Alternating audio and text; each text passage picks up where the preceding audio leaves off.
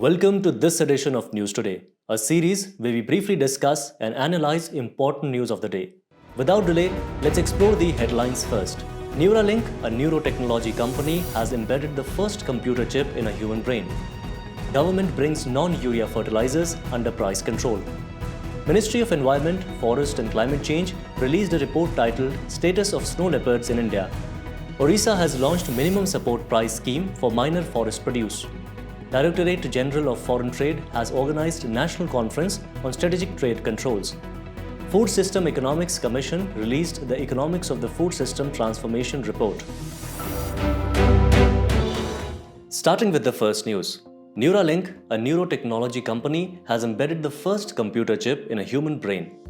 Neuralink has developed a fully implantable brain-computer interface that allows direct communication between brain and computer. Neuralink's first product will be telepathy, which will allow users to control a computer or phone just by thinking. A brain-computer interface is a system that deciphers brain signals and translates them into commands for external technologies. The interface captures brain signals through electrodes or sensors. Then the acquired signals undergo processing and represent specific brain activities. And finally, the processed features are translated into commands, enabling actions like cursor movement or prosthetic limb control, facilitating interaction with external devices. Now let's have a look at the applications of brain-computer interface. It will help enhancing healthcare by aid to individuals with severe neuromuscular disorders or physical injuries like paralysis or Parkinson's. It can also restore capabilities such as vision, motor function, and speech and moderate aging effects. Also, it will help in advancing national defense by improving battle space awareness and enhance management of autonomous systems. Brain-computer interface also poses multifaceted challenges. From a technical standpoint, the intricacies of acquiring precise and reliable brain signals owing to the complex nature of neural activity stand as a formidable hurdle. Ethical concerns further complicate the landscape, necessitating vigilant safeguarding of sensitive brain data to prevent unauthorized access alongside addressing issues related to informed consent. Additionally, safety considerations loom large, demanding meticulous measures to prevent unintended consequences such as tissue damage, seizures, cognitive impairment, and power supply failures. In our next news, government brings non-urea fertilizers under price control. The Department of Fertilizers issued guidelines for evaluation of reasonableness of maximum retail prices of phosphatic and potassic or P&K fertilizers. P&K fertilizers are covered under nutrient-based subsidy policy. Now let's dive into the key provisions of the guidelines, which includes differential profit percentage, which is based on the category of fertilizer company like importer and manufacturer. Basis of evaluation of reasonableness for total cost of sales, exclusion of GST from evaluation of reasonableness of MRPs, and retrospective applicability from April 1, 2023. Price control for non-urea fertilizers holds significant importance as it offers affordable and reasonable prices to farmers and ensures balanced usage of nutrients. Now let's discuss the nutrient-based subsidy policy. This policy was framed under Fertilizer Control Order 1985, issued under Essential Commodities Act 1955. It was introduced with effect from April 1, 2010. It aims to provide a subsidy on fertilizers per kilogram of nutrients. Primary nutrients eligible under this policy are nitrogen, phosphate, potash, and sulfur. Also, it has been recommended by the Interministerial Committee with Secretary Fertilizers as chairperson.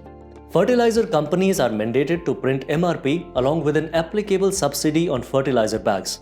At last, now let's understand the difference between subsidy on urea and nutrient-based subsidy. At present, urea is the only fertilizer with pricing and distribution statutorily controlled by the government. No one can sell urea above the MRP declared by the government. Subsidy on urea is paid on dispatch, whereas nutrient-based subsidy is paid on quantities sold. Moving on to the next news. Ministry of Environment, Forest and Climate Change released a report titled Status of Snow Leopards in India. This report is the result of Snow Leopard Population Assessment in India or SPAI program, which carried out first ever scientific exercise estimating snow leopard population. SPAI was launched by the Ministry of Environment, Forest and Climate Change in 2019 as part of PAWS or Population Assessment of World's Snow Leopard Program under Global Snow Leopard and Ecosystem Protection Program.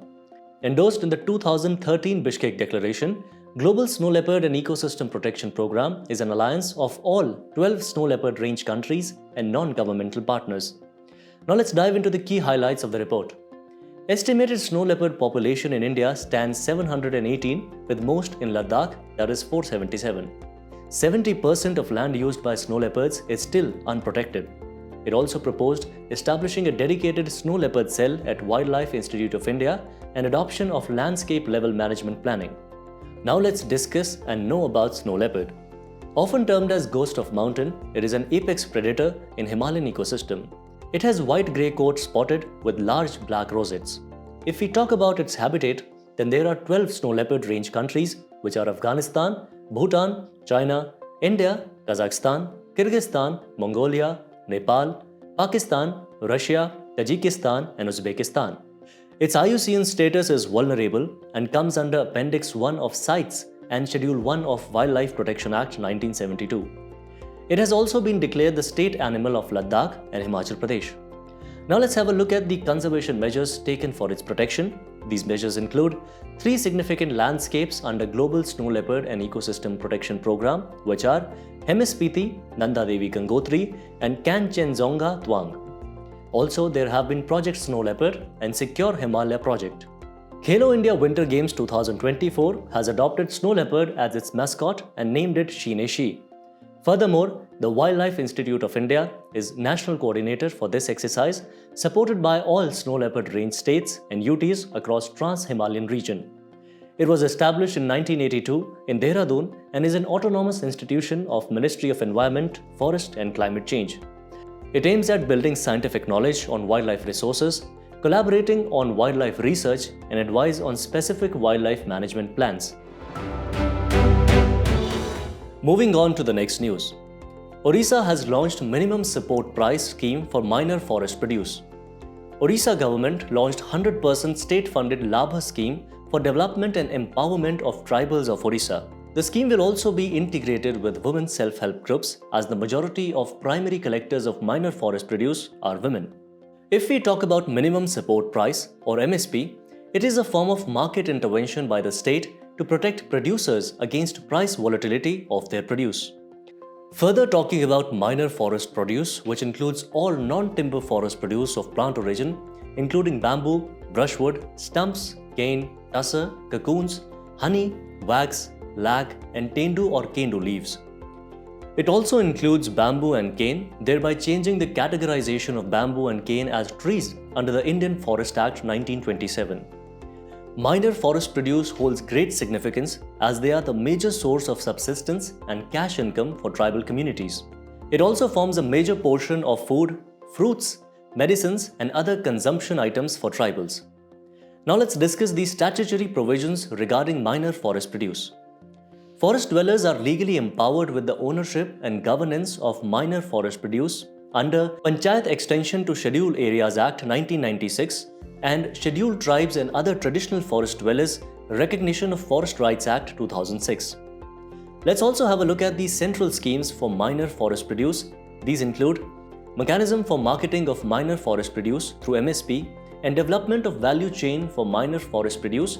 Presently, it covers 87 minor forest produce. Next is PM Van Dhan Yojana, a component of the above scheme which aims to promote value addition in minor forest produce. Moving ahead, Directorate General of Foreign Trade has organized National Conference on Strategic Trade Controls. The conference is focused on India's strategic trade control related to special chemicals, organisms, materials, equipment and technologies, and export control system. It also emphasized on ensuring compliance related to export of dual use, that is industrial and military goods, software and technologies. Strategic trade control deals with items that are subject to licensing or authorization such as chemical and biological materials. If we talk about dual use items, then these are goods and technologies that can have both civilian and military applications. Dual use items have been named as COMET under Foreign Trade Policy 2023. Now let's understand how SCOMET are controlled. Export of dual-use items, including software and technologies, is either prohibited or is permitted under an authorization unless specifically exempted. SCOMET list is notified under Indian trade clarification based on harmonized system classification. ITC-HS was adopted for import-export operations. SCOMET list is divided into 9 categories of items from category 0 to category 8. And the SCOMET control list is aligned to control list of all multilateral export control regimes and conventions. Further, if we talk about multilateral export control regimes, then these include Missile Technology Control Regime, Wassenaar Arrangement for Conventional Arms and Dual-Use Goods and Technologies, Australia Group for Chemical and Biological Weapons, Nuclear Suppliers Group for transfers of civilian nuclear material and nuclear-related equipment and technology. It is noteworthy that except Nuclear Suppliers Group, India is a member of all the above discussed control regimes. Moving on to the next news. Food System Economics Commission released the Economics of the Food System Transformation Report. Food System Economics Commission is an independent academic commission set up to equip decision makers with tools and evidence to shift food and land use systems. The report calls for food systems transformation to an inclusive, health-enhancing and environmentally sustainable global food system. The term food systems refers to all elements and activities related to producing and consuming food and their economic, health and environmental outcomes. Now let's discuss the key highlights of report. Costs of current food systems are far larger than their contribution to global prosperity.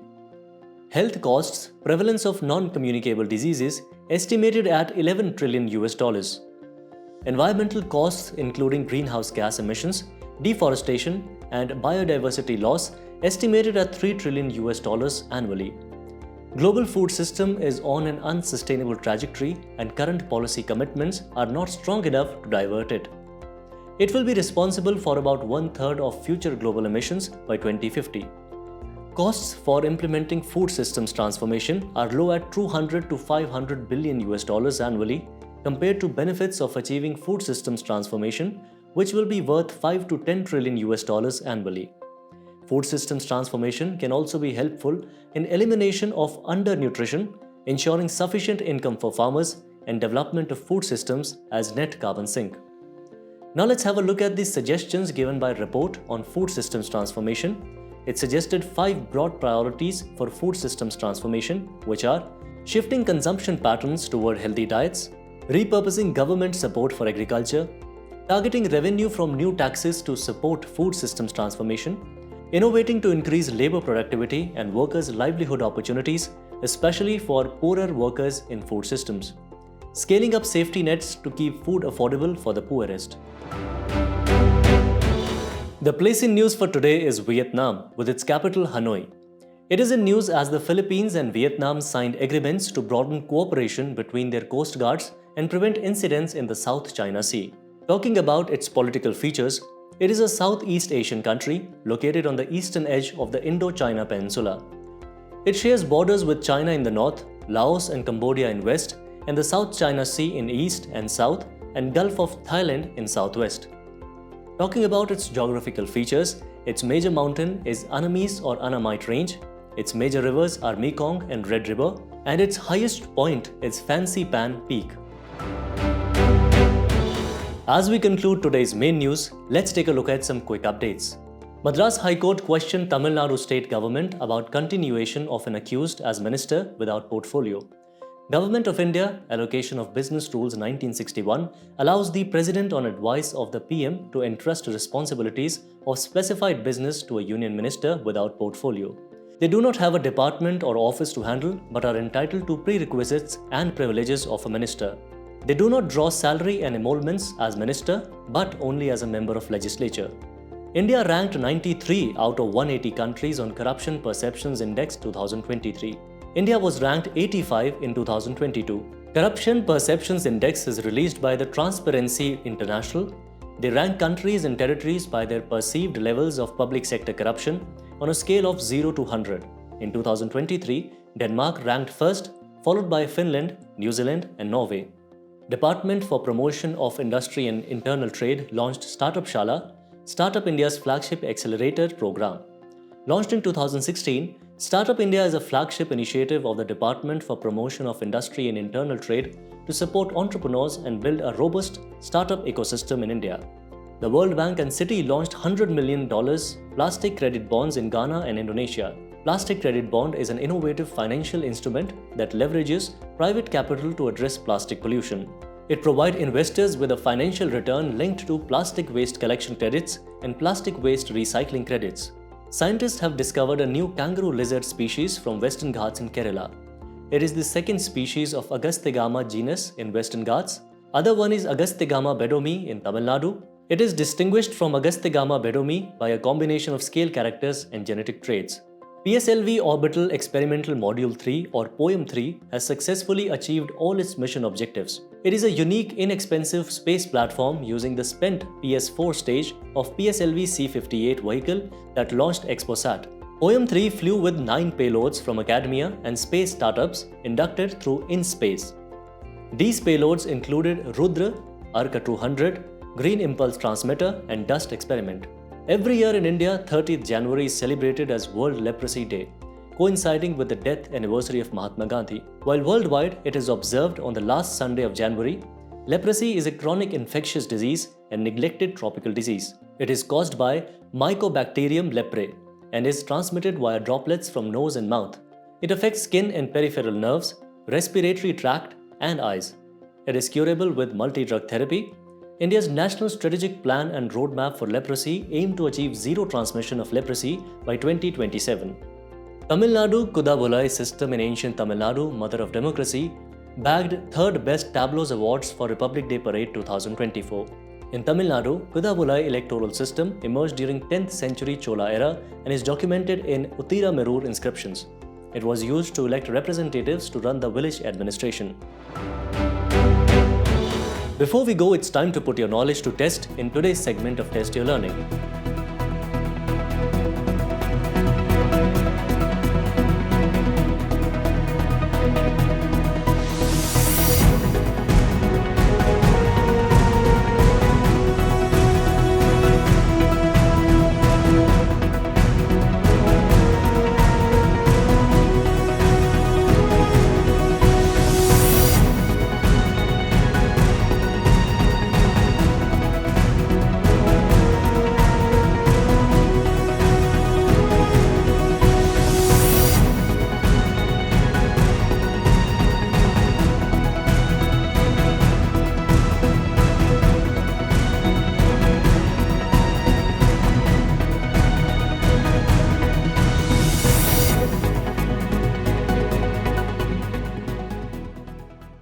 Thank you for joining us. We hope you have enjoyed this edition of News Today. To get the answers to today's quiz and to download the PDF of News Today, make sure to check out the links in the description below.